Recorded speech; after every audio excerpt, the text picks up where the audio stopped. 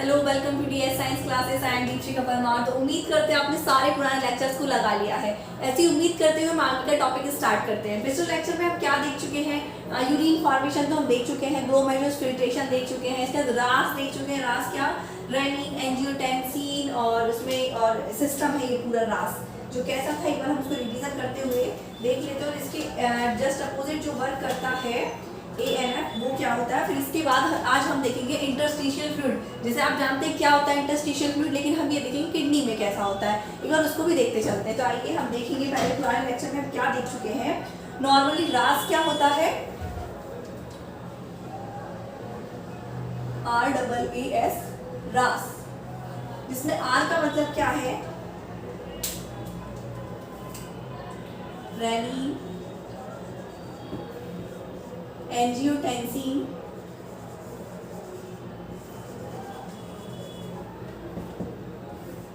Aldosterone,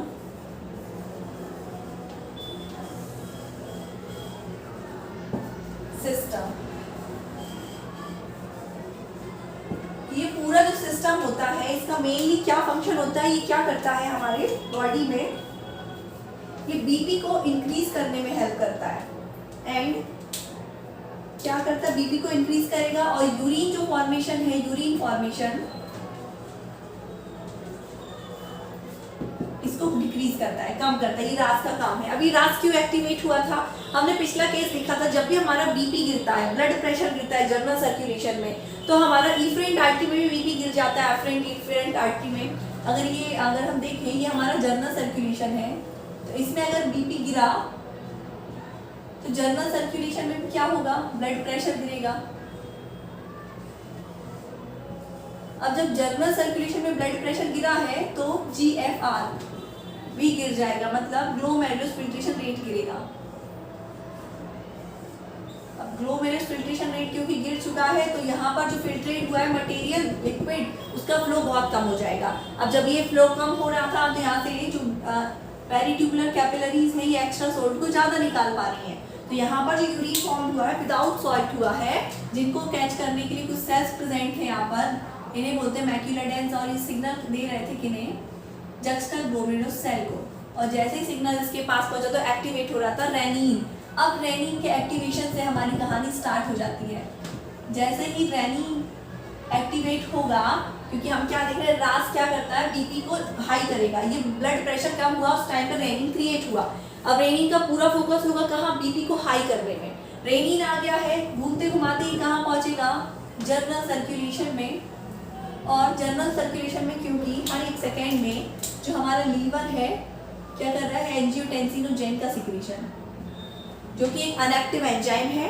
जैसे ही reaction करेगा ये एंजियोटेंसिनोजेन किससे? रेनिन से, तो ये क्या बन जाएगा? एंजियोटेंसिन 1 में। अब एंजियोटेंसिन 1 काम तो कर रहा है, लेकिन इतने अच्छे से नहीं करेगा, इसलिए लंग्स तक जाएगा। कहाँ तक? लंग्स तक। और ये कन्वर्ट हो जाएगा किसमें? एंजियोटेंसिन 2 में। अब एंजियोटेंसिन 2 आ गया है। एंजियोटेंसिन 2 के फंक्शन भी हम देख चुके हैं। क्या होते हैं एंजियोटेंसिन 2 के फंक्शन?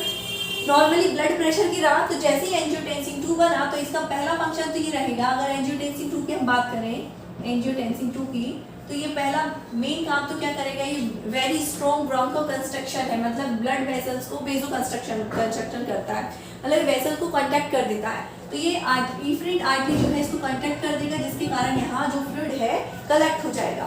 फ्लूइड जैसे ही कलेक्ट होगा तो यहाँ पर ब्लड प्रेशर बढ़ेगा, और ब्लड प्रेशर बढ़ा मतलब बीपी हाई हो गया है, और बीपी जैसे ही हाई होगा तो GFR बढ़ जाएगा। ओके, दूसरा काम क्या है एक एंजियोटेंसिनोजेन का?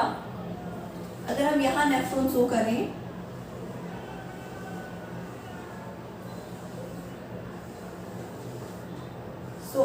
दूसरा मेन फंक्शन इसका क्या है?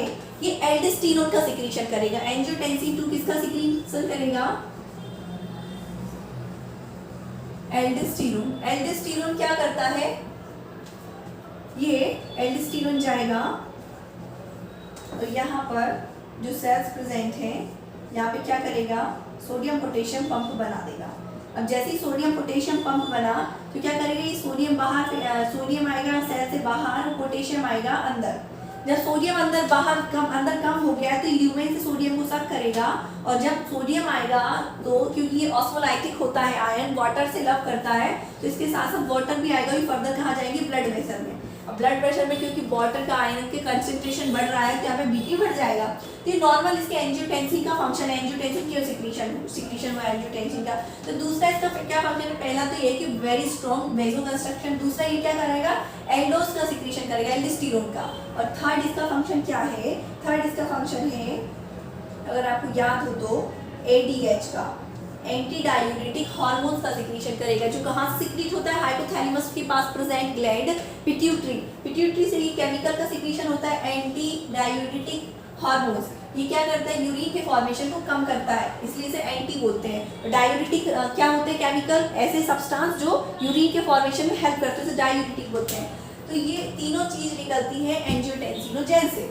तो यही हमारा क्या होता है, रास क्या, रेनिन, एंजियोटेंसिन, एल्डोस्टेरोन, ये सिस्टम, और इसका पूरा फंक्शन क्या होता है, ब्लड प्रेशर को हाई करना। क्योंकि ये कहाँ कब एक्टिवेट हुआ है, जब बीपी गिरा है, तो इसका पूरा फोकस कहाँ होगा, बीपी को हाई करने में। अब लेकिन बीपी कंटिन्यू हाई होता जाए, ये काम किसको बिल्कुल पसंद नहीं आएगा, ये काम पसंद नहीं है हार्ट को। कुछ हद तक बीपी बढ़े, मतलब बीपी जब लो हो गया ब्लड प्रेशर तो हाई करे, मतलब हाई हो लेकिन इतना हाई नहीं होना चाहिए, नॉर्मल हो जाए वो हाई होते होते। लेकिन ज़्यादा अगर बीपी इंक्रीज हुआ तो हार्ट को ये चीज़ पसंद नहीं आएगी, क्योंकि फिर बहुत सारी चीज़ें दिक्कत होने लगेंगी।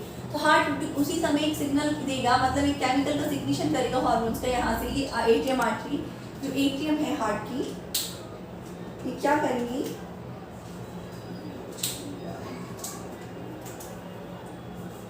ANF का सिक्रीशन, क्या बोलते हैं इसे, एट्रियल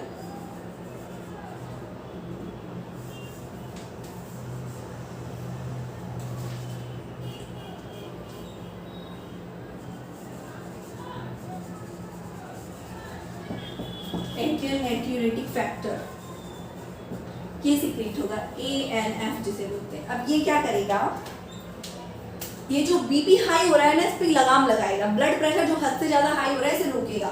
मतलब बीपी जो हाई हो रहा था हमारा, इस पर वेन लगाएगा, वेन ऐसे कि इसको रोकेगा। कैसे रोकेगा, तो जो हमारा क्या होता है, नेफ्रॉन होता है,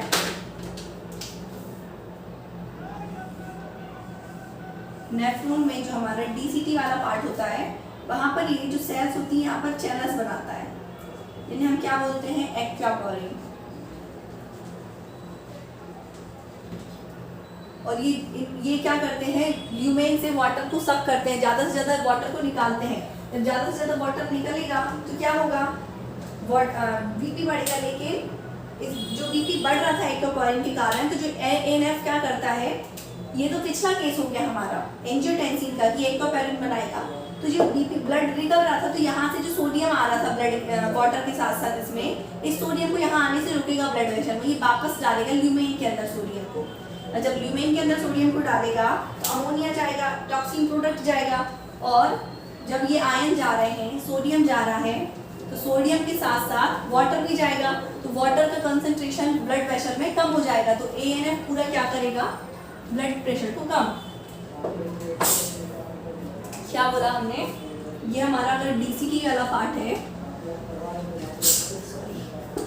तो यहाँ क्या हो रहा था, नॉर्मल एंजियोटेंसिन क्या कर रहा था, यहाँ पे एक्वापोरिन बना रहा था। ये एक्वापोरिन क्या कर रहा था, ल्यूमेन से सोडियम को सक करके ब्लड प्रेशर में डाल रहा था, और इससे ब्लड प्रेशर में सोडियम आ रहा था, तो क्योंकि वाटर भी इसके साथ अट्रैक्ट होता है तो वाटर भी आएगा, वाटर आएगा तो बीपी हाई हो रहा था। अब बीपी हाई हो रहा है तो ANF जो है हमारा, ANF ये इस बीपी को हाई होने से रोकेगा। कैसे, जो ये सोडियम ब्लड प्रेशर में आ रहा है, इसको वापस से कहाँ डालेगा, ल्यूमेन में, और जब ये जाएगा तो वाटर भी इसके साथ जाएगा, और जब वाटर का कंसंट्रेशन, आयनिक कंसंट्रेशन ब्लड में कम होगा तो बीपी भी गिर जाएगा। तो आई होप आपको ये समझ में आ गया, ये पिछले लेक्चर की बात है हमारी, कैसे एक दूसरे के अपोजिट वर्क करते हैं। अब कुछ हमें बेसिक कॉन्सेप्ट समझना है, ये तो हमने सारी चीज देख ली है। हमने क्या देखा, यूरिन फॉर्मेशन जो होता है हमारा 3 स्टेप में होता है। पहला स्टेप क्या होता है, ग्लोमेरुलस फिल्ट्रेशन, देन उसके बाद क्या होता है, tubular reabsorption, and last tubular secretion. ये तो हम देख चुके ग्लोमेरुलस फिल्ट्रेशन कैसे होता है, रास भी हम देख चुके। अब हम देखेंगे किस किस सब्सटेंस का सिक्रीशन किन किन जगहों पर होता है, मतलब tubular reabsorption and tubular secretion देखने वाले हैं। तो उसके लिए हमें कुछ बेसिक सी जानकारी होना चाहिए, तो पहले हम वो देखते हैं, फिर हम उसकी आगे बात करेंगे, ठीक है। तो इसके लिए हमें देखना है पहले तो इंटरस्टिशियल फ्लूइड ऑफ किडनी।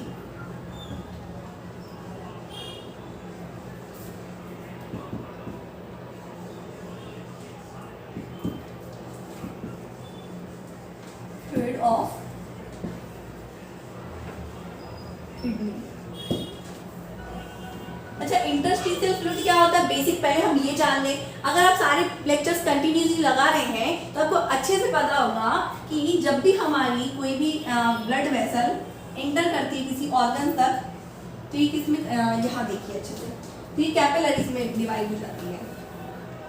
क्या बोला, जब भी कोई ब्लड वेसल इंटर करेगी किसी ऑर्गन के अंदर, तो किसमें, पतली पतली कैपिलरीज में डिवाइड हो जाएगी। और यहाँ ये क्यों डिवाइड होगी, ताकि ये परमिएबिलिटी दिखाए, मतलब परमिएबल हो जाए, आयरन एंड वाटर ऑक्सीजन इनको इजीली क्या करे, ट्रांसफर कर सके, इसलिए ये कैपिलरीज में डिवाइड हो जाएगी। तो ये क्या करती है, ऑक्सीजन को ट्रांसपोर्ट करती है, CO2 को लेती है, तो ये अब जा रहा है, ऑक्सीजन सेल तक जा रहा है, ऑर्गन से सेल तक जा रहा है। तो जाने के लिए एक माध्यम की जरूरत है, तो जो लिक्विड यहाँ भरा पड़ा रहता है ना, जो हेल्प करता है इसके ट्रांसपोजिशन में, ट्रांसफर में हेल्प करता है, इसी लिक्विड को हम क्या बोलते हैं, इंटरस्टिशियल फ्लूइड।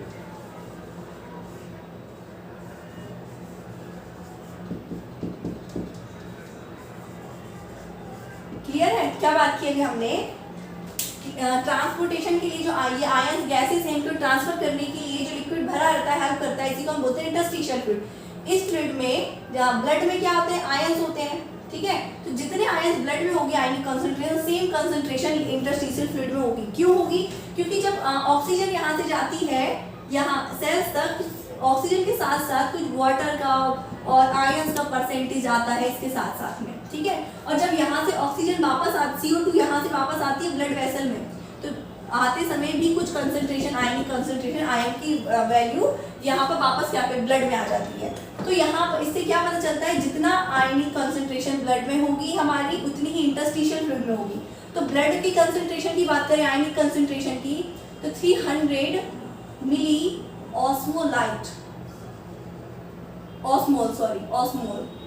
पर लीटर, हर 1 लीटर में 300 मिली ऑस्मोलाइट होती है, क्या, आयनिक कंसंट्रेशन। ये क्या है, आयनिक कंसंट्रेशन। सेम यही आयनिक कंसंट्रेशन 300 मिली ऑस्मोल पर लीटर किसमें होगी, इंटरस्टिशियल फ्लूइड में। सेम रहेगी, क्योंकि जितना आयंस जाएगा उतना ही आयंस वापस आ जाएगा, ठीक है। तो ये सेम कंसंट्रेशन होती है। लेकिन अब हम क्या, ये तो नॉर्मल की बात हो गई, लेकिन अब हम बात करेंगे किसकी, किडनी की। किडनी के अंदर जो इंटरस्टिशियल फ्लूइड होता है उसका थोड़ा सा स्पेशल केस है। स्पेशल केस क्यों है, यही तो हमें जानना है। नॉर्मल इंटरस्टिशियल फ्लूइड तो हमें पता है क्या होता है, कहाँ होता है, सारे ऑर्गन्स के बीच में भरा पड़ा होता है। तो अगर हम किडनी की बात करें, तो किडनी में ये क्या है हमारा, कॉर्टेक्स वाला रीजन, एंड यहाँ क्या होते हैं हमारे प्रेजेंट, मेडुला। तो ये कौन सा रीजन हो गया, मेडुलरी। क्लियर।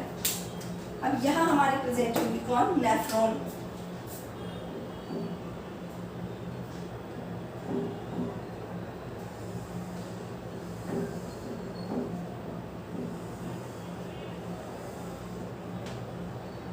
किडनी में जो हमारा इंटरस्टिशियल फ्लूइड भरा पड़ा होता है, उसमें ये क्या खास बात रहती है कि इसकी ये जो मेडुलर कॉर्टेक्स वाला रीजन है, यहाँ तो हमारा 300 मिली ऑस्मोलाइट ही रहता है, ऑस्मोल होता है, सॉरी ऑस्मोल पर लीटर ही होता है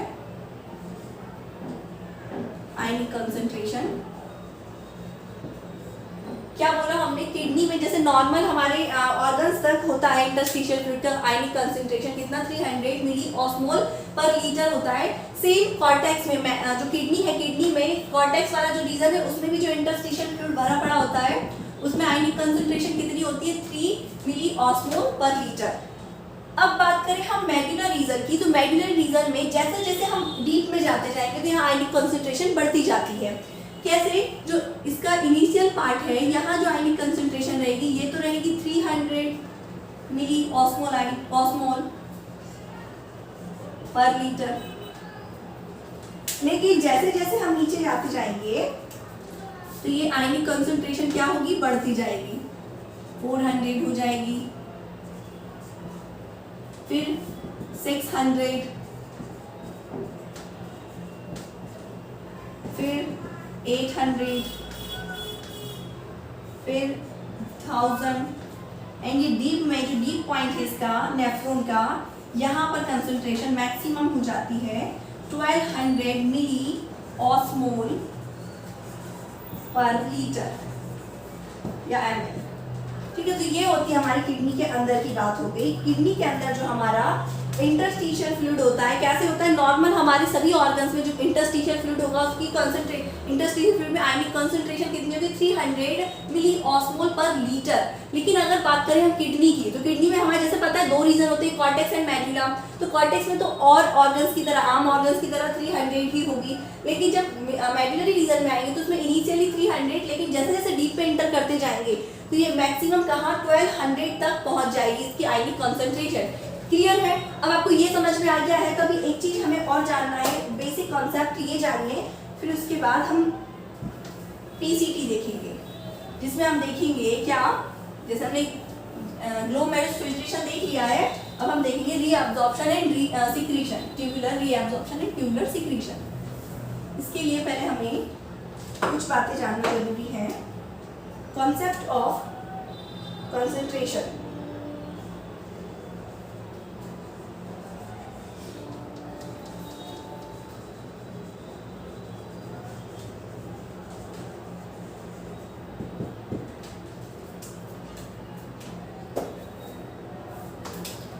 देखिए अगर जैसे मान लीजिए यहाँ पर मैंने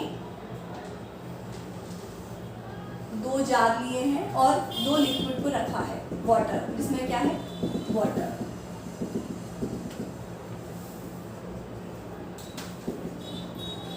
अब एक जार में जो आयन का कंसंट्रेशन है वो कितना है, मान लीजिए 1000 मिली ऑस्मोल पर लीटर। ये जो वाटर है इसमें कितना 1000 मिली ऑस्मोल पर लीटर आयनिक कंसंट्रेशन है। सेम इसके जस्ट बगल में कितनी है, 100 मिली ऑस्मोल। तो अब इससे आप ये बता सकते हैं कि किसमें आयनिक कंसंट्रेशन ज्यादा है। क्या बात हुई, 2 जार ली, उन दोनों जार में सेम वाटर लिया हमने, वाटर की जो वैल्यू ली हमने, क्वांटिटी ली, सेम ली। अब एक जार में जो आयनिक कंसंट्रेशन आयन जो है वो कितने हैं, 1000 और दूसरे में 100। तो इससे आप ये बता सकते हैं क्या कि किसमें आयनिक कंसंट्रेशन ज़्यादा है। तो अगर हम ये 1 लीटर वाटर है, क्या बात करेंगे हम, ये अगर 1 लीटर वाटर है, ये भी 1 लीटर वाटर है, तो सिंपल है, हम इसको अगर हम डिफाइन करें मिली ml में, तो 1000 इसमें है क्या, 1000 मिली ऑस्मोल इसमें है पर लीटर, डिवाइड बाय 1000। तो यहाँ पे 1 मिली ऑस्मोल पर ml आ गया, मतलब हर एक ml में 1 मिली ऑस्मोल आयन होंगे, और टोटल 1000 अगर 1 लीटर में है तो हर एक ml में वाटर के 1 आयन होगा। सेम अगर हम इसकी बात करें तो यहाँ होंगे 0.1 मिली ऑस्मोल, मतलब 1 ml वाटर में कितने होंगे, 0.1। अब बात करें, इस समय ये क्लियर पता चल गया है, यहाँ 1 है वहाँ 0.1 है, तो आयनिक कंसंट्रेशन कहाँ है, इस वाले जार में ज़्यादा है। अब मुझे इसकी आयनिक कंसंट्रेशन ज़्यादा करना है, तो मैं क्या करूँगी, पहला रास्ता क्या है, मैं इसमें आयन की भरपूर मात्रा डाल दूँगी, क्या, आयंस को मैं और भी ज़्यादा डाल दूँगी। दूसरा रास्ता क्या है, आयन मेरे पास नहीं है तो मैं इसमें से वाटर निकाल सकती हूँ, अगर मैं इसमें से वाटर भी रिड्यूस कर दूँगी तो भी आयन कंसंट्रेशन ज़्यादा हो जाएगी। क्लियर है, ये बात सही समझ में आ गई ना आपको। जैसे दूध में एक दूध है जिसमें बहुत सारी शक्कर है, उसमें अच्छी चीनी मिली हुई है बहुत ज़्यादा, लेकिन मतलब चीनी कंसंट्रेशन ज़्यादा है, लेकिन दूसरी साइड जो मिल्क रखा है, दूध रखा है, उसमें जो चीनी है बहुत कम है। अब मुझे चीनी कंसंट्रेशन उसमें ज़्यादा करनी है, तो पहला रास्ता में उसमें और चीनी डाल सकती हूँ। दूसरा ये कि चीनी नहीं तो दूध को हटा, मतलब दूध की वैल्यू में मिल्क की वैल्यू कम कर सकती हूँ, तो चीनी अपने आप कंसंट्रेशन हाई हो जाएगी चीनी की, है ना। समझ में आ गया। अब दूसरी बात आपको क्या समझना है, ये कि जो हमारे आयंस होते हैं वो परमिएबिलिटी ढूंढ लेते हैं। मतलब अगर ये जाड़ है तो यहाँ से ये होगी बाउंड्री सेमी परमिएबल,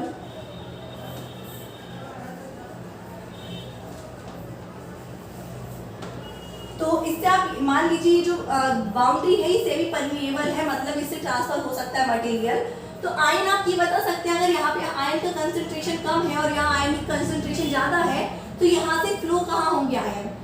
आपने अभी तक पढ़ा है हर चीज lower concentration to higher concentration flow होती है, तो सेम यहाँ पर जहाँ कंसंट्रेशन आयन कम है तो वो हायर कंसंट्रेशन की ओर होगा फ्लो। कौन? वाटर। क्यों होगा? क्योंकि यहाँ पर किसकी कंसंट्रेशन, आयन की कंसंट्रेशन ज्यादा है और वाटर हमेशा आयन से लव करता है, इसलिए तो ये आयन हायर कंसंट्रेशन की ओर, ये वाटर जो है दौड़ जाएगा, चला जाएगा। तो ये कॉन्सेप्ट आपको बेसिक पता होना चाहिए। अब आपको ये समझ में आ गया तो आगे जो हम देखेंगे पीसीटी वो आपको इजीली समझ आ जाएगा। ये कुछ बेसिक कॉन्सेप्ट थे जो जानना आपको बहुत जरूरी था।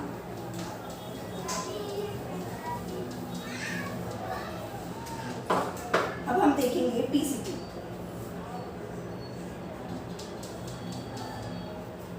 क्या बनाएंगे हम? वही अपना पुराना नेफ्रॉन, बॉम्बिंग कैप्सूल, देन ये पीसीटी। हम पीसीटी को इस बार इलाज करने, इसमें ल्यूकोफेलिन भी नहीं बनाएंगे, ना ही हम इसमें डीसीटी बनाएंगे। और यहाँ होगी हमारी ब्लड वेसल। क्लियर? यहाँ प्रेजेंट है ग्लोमेरुलस। तो क्या बात करेंगे हम? सबसे पहले हमने क्या बात करी, नॉर्मली इंटरस्टिशियल फ्लूइड में आयन की कंसंट्रेशन जितनी होती है उतनी ही ब्लड में होती है। तो यहाँ से जब फिल्ट्रेट होगा मटेरियल तो आयन भी फिल्टर होंगे, ये बात हमने देखी थी। जो फर्स्ट स्टेप होता है यूरिन फॉर्मेशन का ग्लोमेरुलस फिल्ट्रेशन, इसमें टॉक्सिक प्रोडक्ट मतलब एक्सक्रीटेड प्रोडक्ट के साथ साथ अच्छी चीजें भी, मतलब आयन ग्लूकोज भी आ जाते हैं। तो यहाँ से जो आयन आए, क्या आए? आयंस आए, ग्लूकोज आए और भी वाटर वगैरह लूज हुआ बहुत ज़्यादा। ठीक है, तो ये सारी चीज आई। अगर आयनिक कंसंट्रेशन बात करें तो जितनी ब्लड में है 300 मिली ऑस्मोल पर लीटर, सेम यहाँ होगी कितनी? 300 मिली ऑस्मोल पर लीटर। क्लियर है? अब दूसरी बात हम ये करेंगे कि ये जो हमारा डीसीटी होता है, यहाँ पर जो स्पेशल टाइप की स्क्वैमस एपिथेलियम होती है जिसे हम बोलते हैं ब्रश बॉर्डर, क्योंकि ब्रश टाइप की होती है।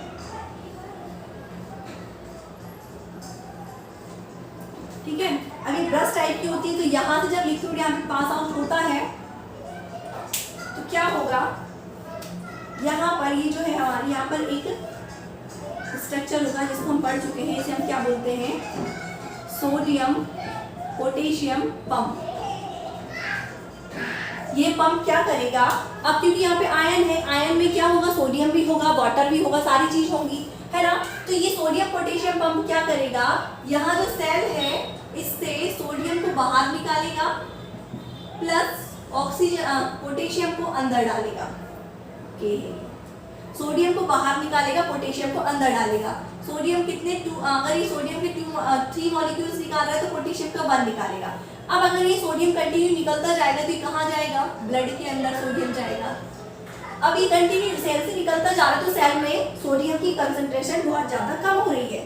सेल में सोडियम कम हुआ तो जो आयन में, ये इन आयन के साथ सोडियम आया है, यहाँ से ये ले लेगा इस रास्ते की। तो यहाँ पे रास्ता होता है जिससे इजीली निकल जाता है, यहाँ पे सोडियम आ जाएगा। क्लियर है? तो अभी सोडियम का क्या हुआ? यहाँ पे रीएब्जॉर्प्शन। क्या? सोडियम यहाँ से गया, फिर यहाँ से जाएगा और कहाँ जाएगा? फर्दर ब्लड वेसल में। तो सोडियम का क्या हो गया? रीएब्जॉर्प्शन। अभी एक बात आपको और ध्यान से समझना है कि ये जो डीसीटी वाला पार्ट होता है हमारा, ये कैसा होता है? Maximum reabsorption